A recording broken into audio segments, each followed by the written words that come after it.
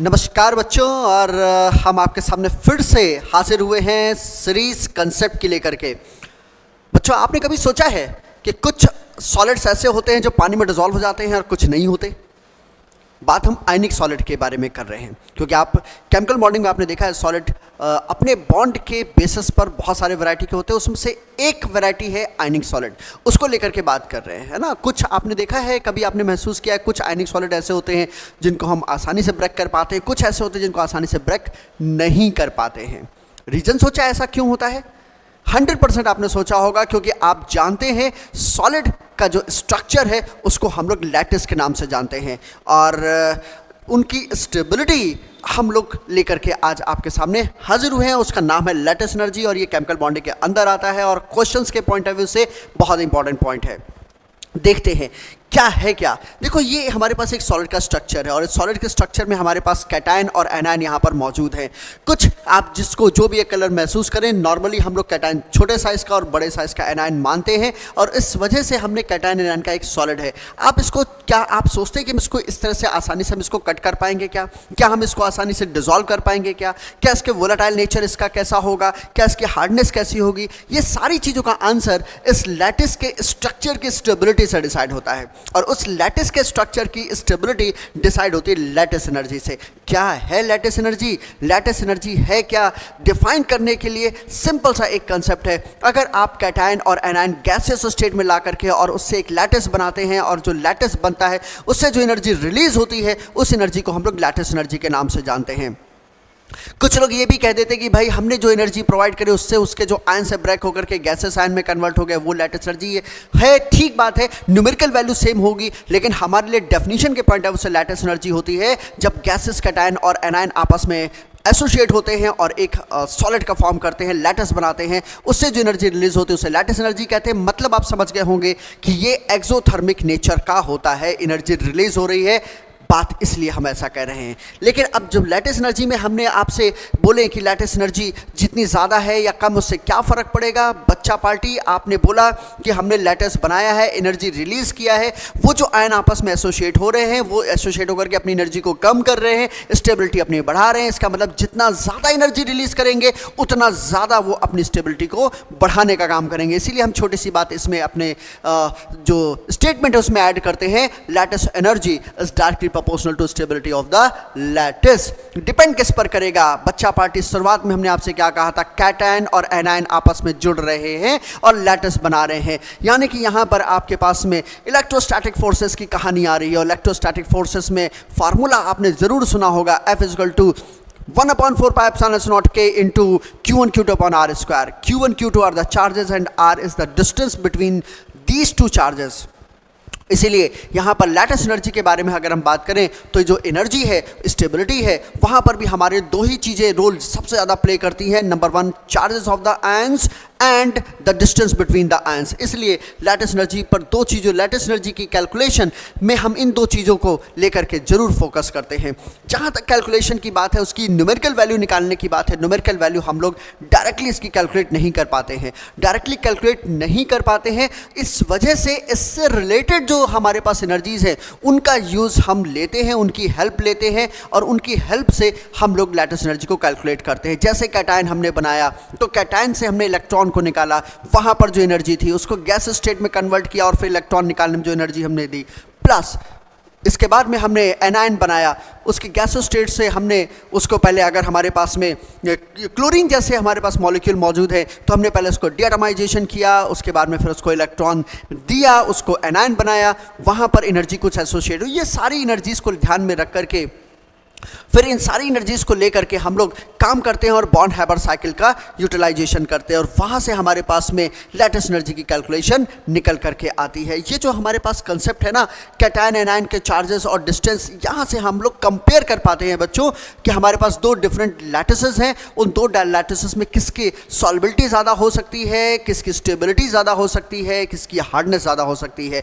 इस चीज़ में इसका जो यूटिलाइजेशन है, एप्लीकेशन है, वो हमारे लिए क्वेश्चंस के फॉर्म में हमारे सामने कभी कभी क्वेश्चन के तौर पर पूछा जाता है, उसमें कुछ हम लोग बात कर लेते हैं। एप्लीकेशन में सबसे पहले बात आती है वोलेटिलिटी। वोलेटिलिटी का मतलब होता है बच्चों वोलेटाइल नेचर। वोलेटाइल नेचर मतलब वेपराइजेशन, वेपर में फॉर्मेशन। देखो एक बात तो बच्चा आप जानते हैं कि जितना पार्टिकल एक दूसरे के साथ में एसोसिएटेड ज़्यादा स्ट्रांगली होगा उसका वेपर में कन्वर्जन उतना ही मुश्किल होगा। यानी कि वोलेटाइल नेचर जितनी स्टेबिलिटी ज़्यादा होगी उतना वोलेटाइल नेचर कम होगा। क्या बोलेंगे आप बोलेंगे लैटिस एनर्जी से वोलेटाइल नेचर इन्वर्सली रिलेट करता है। जितना वोलेटाइल नेचर ज़्यादा होगा इसका मतलब उसकी लैटिस एनर्जी उतनी ही कम हो रही होगी। Lattice energy and volatile nature are inversely related to each other. Next क्या है? Melting point. Again the same factor, melt करना। पार्टिकल्स हमारे पास सॉलिड स्टेट में है, आपने उसको एनर्जी दिया है, एनर्जी देकर के पार्टिकल को लिक्विड स्टेट में कन्वर्ट कर रहे हैं, उनके डिस्टेंसेस को बढ़ा रहे हैं, यानी कि उनके स्टेबिलिटी को आप जो है सॉलिड से लिक्विड स्टेट में कन्वर्ट करने की कोशिश कर रहे हैं। इसका मतलब क्या हुआ बच्चों? अगर स्ट्रॉन्ग फोर्सेज है, स्ट्रॉन्ग एनर्जी है, ज़्यादा एनर्जी से लैटिस एनर्जी ज़्यादा है तो स्टेबिलिटी ज़्यादा होगी, तो ऐसे में मेल्टिंग पॉइंट निश्चित रूप से उनका बहुत ज़्यादा होने वाला है। यानी कि अगर आप यहां पर बोलेंगे तो मेल्टिंग पॉइंट ज्यादा किसका होगा? जिससे स्टेबिलिटी किसकी ज्यादा होगी? जिसकी लैटिस एनर्जी ज़्यादा होगी। तो melting point is directly proportional to, यहाँ पर क्या बोला जाएगा? Lattice energy. जितनी ज़्यादा लैटिस एनर्जी मेल्टिंग पॉइंट उतना ही ज़्यादा। लेकिन जहाँ तक सॉल्बिलिटी का कंसेप्ट आता है, सॉल्बिलिटी में अगर हम लोग बात करें तो सिंपल लैंग्वेज में क्या होता है सॉल्बिलिटी? आपने सॉलिड लिया, वाटर लिया, उसमें उसको डिजॉल्व कराया, घुल गया, सॉल्बिलिटी हो गई। यही बात हम लोग कहते थे। लेकिन यहाँ पर एक और चीज़ सोचने वाली है। आप यहाँ पर वाटर में डिजॉल्व कर रहे हैं, वाटर सॉलिड को चारों तरफ से सराउंड कर रहा है।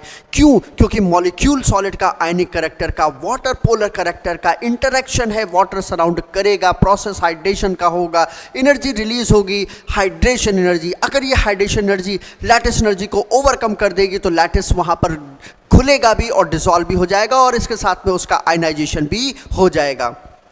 इसका मतलब सॉल्बिलिटी के लिए सबसे पहला इंपॉर्टेंट फैक्टर है hydration energy must be greater than lattice energy. लेकिन अब अगर आपने लैटिस एनर्जी पहले से ज़्यादा कर दी है, आपने स्ट्रॉन्ग लैटिस लिया है, लैटिस एनर्जी ज़्यादा है, ऐसे कंडीशन में हाइड्रेशन एनर्जी उसको ओवरकम नहीं कर पाएगी तो सॉल्बिलिटी रिड्यूस हो जाएगी। कहने का मतलब ये है, सेंस क्या है? सेंस ये है मेरे बच्चों कि लैटिस एनर्जी जिसकी ज़्यादा होती है उसकी सॉल्बिलिटी कम हो जाती है। Higher the lattice energy lesser the solubility. यानी कि अगर रिलेशन की बात करें तो लैटिस एनर्जी और सॉल्बिलिटी एक दूसरे से इन्वर्सली होते हैं। हार्डनेस वो भी स्टेबिलिटी पर डिपेंड करता है। हार्डनेस जितना स्टेबल ज़्यादा होगा, जितने फोर्स ऑफ अट्रैक्शन ज़्यादा होंगे उतना ही हार्डनेस ज़्यादा होगा। यानी कि इसका मतलब ये है लैटिस एनर्जी ज़्यादा है, लैटिस ज़्यादा स्टेबल है तो हार्डनेस भी उसकी ज़्यादा होगी। क्या बोलेंगे आप? Hardness is directly proportional to lattice energy.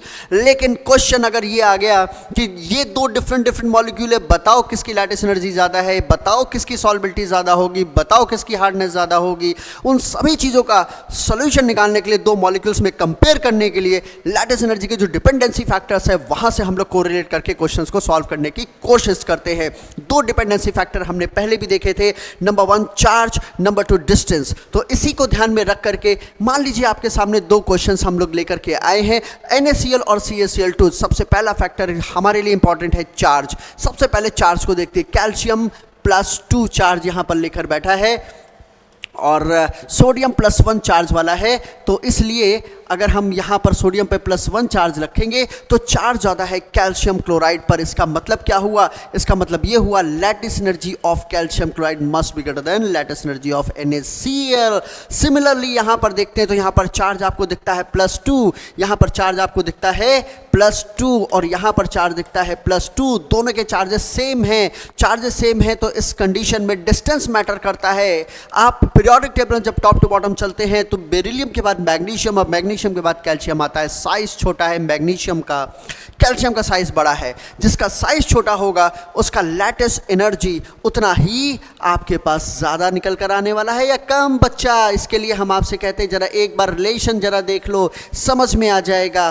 Charges से हमने क्या बोला था? जितना चार्जेस ज़्यादा होंगे इंट्रैक्शन फोर्सेस ज़्यादा होंगे, फोर्सेस ज़्यादा होगा तो लैटिस एनर्जी ज़्यादा होगा। डिस्टेंस से ये हो गया इन्वर्सली। अगर डिस्टेंस ज़्यादा हो जाएगी तो फोर्सेस कम हो जाएंगे, फोर्सेस कम हो जाएंगे तो लैटिस एनर्जी भी कम हो जाएगी। यानी कि अगर डिस्टेंस से देखते हैं तो जिसकी डिस्टेंस ज़्यादा होती है उसकी लैटिस एनर्जी कम होती है। कैटायन एनायन के बीच की डिस्टेंस, बड़ा साइज का कैटायन है, यहाँ पर डिस्टेंस कैटायन एनायन के बीच में ज़्यादा होने वाली है, इसलिए लैटिस एनर्जी कैल्शियम ऑक्साइड की मैग्नीशियम ऑक्साइड से कम होने वाली है। क्या बोलोगे? Lattice energy of calcium oxide is lesser than lattice energy of magnesium oxide. In the same pattern you can solve all the varieties of the question. Suppose you have got similar, suppose हमने इन तीन में आपसे पूछ लिया, हमने बोला NaCl बोलो, magnesium oxide बोलो, कैल्शियम ऑक्साइड बोलो, इन सब में बताओ इसमें ऑर्डर क्या होगा। तो इंपॉर्टेंट पॉइंट सबसे पहले चार्ज है, हमने आपसे कहा था यहाँ पर इसमें लैटिस एनर्जी चार्ज ज़्यादा है तो लैटिस एनर्जी ज़्यादा होने वाली है। इन दोनों में यहाँ पर डिस्टेंस का फैक्टर काम करने वाला है, चार्जेस सेम है तो इसलिए इसकी डिस्टेंस कम है, लैटिस एनर्जी ज़्यादा होने वाली है। तो कंबाइंड वे में भी आप यहाँ पर ऑर्डर डिफाइन कर सकते हैं। तो उम्मीद करते हैं लैटिस एनर्जी का क्वेश्चन आप लोग 100% सही करने वाले हैं। So thank you.